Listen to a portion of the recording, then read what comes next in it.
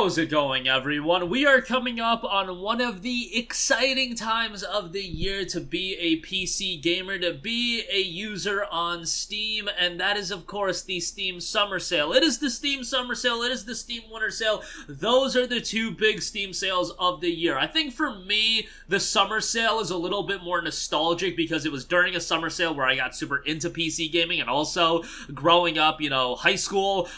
When you talk about the Summer Sale, you're talking about coming right out of school, heading into summer, and you got this big sale. You don't have any school, so when I was a kid, it was really, really exciting, and it's kind of wild to think about that. Yeah, it's been like a decade of me being a part of these summer sales and looking at what goes on sale. But we have the latest summer sale starting this Thursday, Steam Summer Sale 2023. I'm incredibly excited about it, even as somebody that has over 1,000 games on Steam, and honestly, that's probably not that much compared to a lot of people. Like, it's not that hard to amass a large Steam library these days, and that's for a variety of different reasons, but it's also very, very easy to blow a lot of cash that you don't need to be blowing when it comes to a Steam sale. I've done it in the past. I know a lot of you guys have done it in the past, but for those of you that may have only been a part of a couple summer sales, you're thinking about how much money you want to spend, let's talk about some tips that I want to go over. We've talked about these in the past, but I feel like there's always a new audience that can take some information and make some smarter buying decisions. So let's kick it off. First of all, this is an essential tip that everybody needs to employ. Do not buy anything remotely expensive that you don't plan to play immediately. And really, I would recommend you to not buy anything you don't plan to play in the foreseeable future. Sometimes you'll see a deal that's so spicy, hey, it's 70% off, typically $30, it's down to $5.99. I just gotta buy it. We'll get to it when we get to it. No, I do not think that is a right line of thinking. And trust me, when I had my first summer sale, we did a lot of that. Oh my goodness, it's 70% off. I just gotta buy it. We'll get to it when we get to it. No, that is not a good plan. Doubly so if you're looking at games that are a little bit more expensive. Let's say a game like a Dead Space Remake goes on sale 30% off, and you're thinking, man, Dead Space Remake just came out in the beginning of the year. I was been looking forward to checking that out. It's 30% off. What would that be? $42. I'll check it out. Dead Space Remake for $42. I'll check it out. I'll get to it when I get to it. No, just definitely don't do that. Especially don't do that, because why that is by the time you guys actually get around to this game, chances are the game is gonna get cheaper. That could be directly on Steam, that could be on a competing e-tailer, so it could get cheaper. That's definitely true for the more expensive games, but even for the cheaper games where, let's say, again, a $30 game is 70% off for $5.99, what could happen is it could be a part of a humble choice, it could be a part of a bundle, it could get added to a subscription service. Get this, it could be given away for free, because that is not that much of a rarity anymore, and oftentimes I see in the comments section of people literally being like, bruh, I just bought that game and they're giving it away for free because I cover, games that are available for free. That does happen, and that's why you want to get value out of your purchases immediately. None of this, oh, I'll buy it and hoard it in my library. Yes, it's a digital library, but you get the idea. I'll put it in my library and we'll try it 6 months to a year from now. You can do that, but I'm telling you, probably not going to be that advantageous, because even worst case scenario is that the game is going to be on sale again during another Steam sale. It'll probably be on sale before the winter sale. I'll give you like a 99% probability that it will be on sale before the Steam sale, before the next major Steam sale, the winter sale, because there's also the autumn sale, but you get the idea. Anything that you buy, you really should have the mindset, I'm going to be playing this in the next 2 to 4 weeks. That should be the window, 2 to 4 weeks max, and I would really say 2 weeks because there's a little feature you could utilize, and we'll get to that in a little bit, but obviously, don't buy anything unless you're planning on playing it immediately, or the deal is just too spicy for you and you just can't resist. But even then, there's factors you have to consider. Next up, again, we mentioned this a second ago, but pay attention to subscription services. Your Game Passes, your EA Plays, your Ubisoft Connects. Yes, every legacy Ubisoft game, for the most part, is on Ubisoft Play. Actually, Ubisoft Play launches day one title, so yeah, upcoming Ubisoft games as well. And Ubisoft just launched their own launcher as well, so you know, you can see they're trying once again to pop off on PC, but their subscription service is decent. And then there's Humble Choice as well. That's a subscription service that gives you games every month, but also it has a vault catalog of games. So a game like Signalist, I imagine, is going to be a game that a lot of people are going to want to play. Signalist is a really good game, but it is available through the Humble Choice subscription, and you get games every month with that. So just keep that in mind. Pay attention to the services. You know, Game Pass has a vast library of games, like the Persona 5, for example. Persona 5 is a game I think a lot of people are going to want to pick up. Let's say it's 50% off for $29.99. Well, $29.99 will get you 3 months of Game Pass on PC, and you could just play Persona 5 that way, and you can play about, you know, hundreds of other games. So take that into account as well. Tip number 3, shop from other e-tailers with deeper discounts. Now, other e-tailers, your Green Man Gamings, your Games Planet, you've got Game Belay, Fanatical. There are so many spots where you can just buy game keys on Steam keys, and they're verified sellers. These are 100% authorized sellers. You do not have to worry one iota about buying a key from these platforms. Your Green Man Gamings, Fanatical, Games Planet, those are all verified.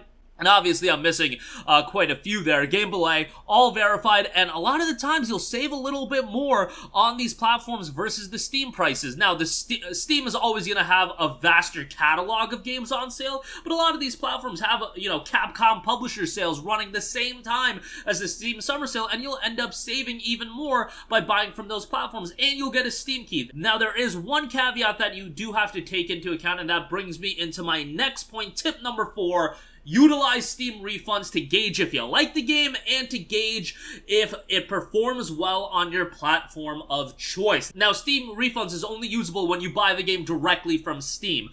You cannot use Steam refunds if you buy from a third-party e-tailer, even if it's a key that you redeem to Steam, which for the most part, third-party e-tailers are going to sell you Steam keys. You'll just get a key, you redeem it on Steam. There are some instances like Red Dead Redemption 2 is a Rockstar code, and some games like that, but for the most part, Steam keys. But, again, you can't utilize Steam refunds. Steam refunds is something that is shocking to me, that not everybody is abundantly aware of how awesome Steam refunds are.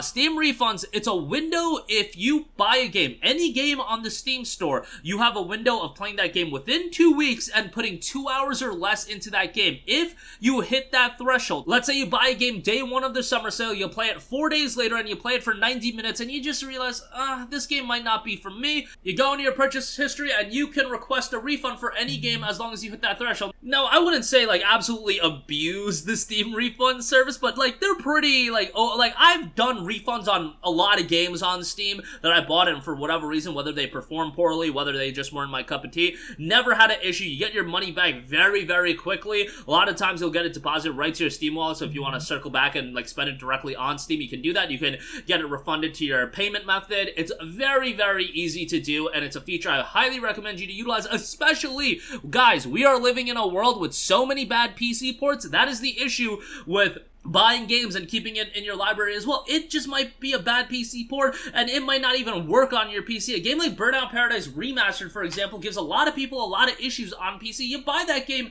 even though it's super cheap, you try it out a month from now, and all of a sudden you're like, bro, this game doesn't even work. Well, even though you only spent $5.99, that's $5.99 that could have been spent elsewhere. So, you know, utilizing refunds is very effective, but you do have that 2-week window and 2 hours or less of game time. Sometimes, extenuating circumstances, they'll let you go over 2 hours, but generally speaking, go under 2 hours, go under 2 weeks of buying the game, and you should be good to go if you do want a refund. You can, you know, do some shenanigans, like you buy a game on Steam, try it out for 90 minutes, refund it, and then you can buy it on a different e-tailer for a cheaper price. It's a little bit of work, and I don't know how many people are trying to do that, so, you know, that is definitely something you want to utilize, and that's why anything you buy, you probably want to at least test it out on your PC fairly quickly, so if the option does need to be utilized, you have the Steam refund option. And also, Steam Deck's very popular right now. A lot of you guys are picking up ROG Allies. Those platforms are going to run games maybe not as well as a desktop PC, but utilizing Steam refunds, even if a game is verified, you want to see how it runs on those platforms. A game like Horizon Zero Dawn, for me, that game might be Steam Deck verified, but it doesn't run up to the standard that I would like to see it at, even though it's playable.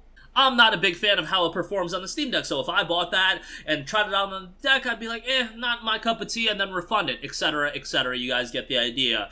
Utilizing refunds is a no-brainer, and you guys should definitely do it. Next up, if you see a game that maybe the price point's a little bit too high, Steam wishlist it, baby. You got a wishlist, you can add games to it all the time. My wishlist is a vast library of games. I have like an absurd number of games on my wishlist, which I am actually trying to pull up my wishlist right now to tell you guys exactly how many games I have on it, because I always tell people, you know, add games to your wishlist all the time. Games are coming out on Steam all the time, so to keep a good track of all of these games coming out, wishlisting them is a really good way to do so. I believe I have like over 700 games. Right now, I actually have exactly 777 games on my wish list. So, yeah, there you go. Like, Steam's got a lot of games, and even with somebody like me that has a ton of games on Steam, I can't possibly own all the games on Steam. And am I ever gonna buy all of those 700 games? Probably not. We probably don't have enough time in this lifetime to play, 700 plus games, plus all the games that are coming out, plus all the games in my existing backlog, plus games on other platforms, etc., etc. But there are games I keep there,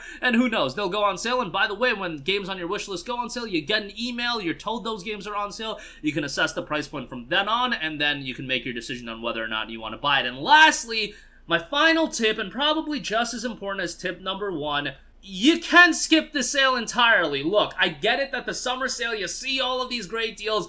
Winter sale, you see all of these great deals, but deals are abundant. It's not like we're living in a time where these PC game deals are few and far between. No, they're running year-round now. Maybe not as much as what you're gonna get in one concentrated time period like you're gonna do with the Steam summer sale, but man, I guarantee you, right after the Steam summer sale, one of these big e-tailers is going to be running their own summer sale. Then you're gonna be headed into the fall. Then, you know, a lot of games are going to be coming out. Some of you guys are just going to be busy with Starfield for 3 months, so the game deals are just going to go out the window, and you're not even going to care about them, especially with Starfield being on Game Pass, so you can play it for $10 a month.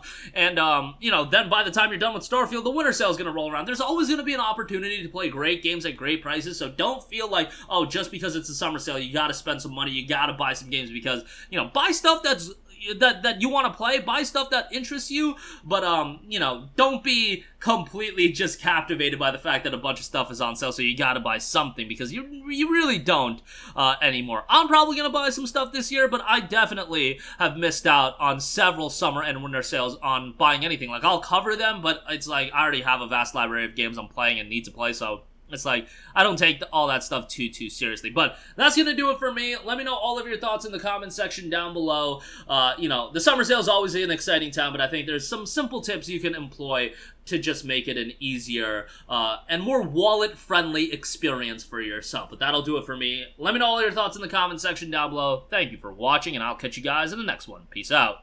Hey, what's going on, guys? Mush here again. Hope you enjoyed the video. As you guys might know, YouTube's notification system is sometimes a little bit wonky, even if you're subscribed to the channel. Maybe you're not abundantly aware that I uploaded a video. To remedy that situation, make sure you hit the bell notification button. This way, whenever I upload a new video, and I try to upload as consistently as possible, you will be notified directly of the upload, and you can watch it as soon as it goes live. I would really appreciate it if you guys hit that button so you can stay up to date with all of the content I'm posting. But as always, guys, thanks for watching, and I'll catch you guys in the next one. Peace out.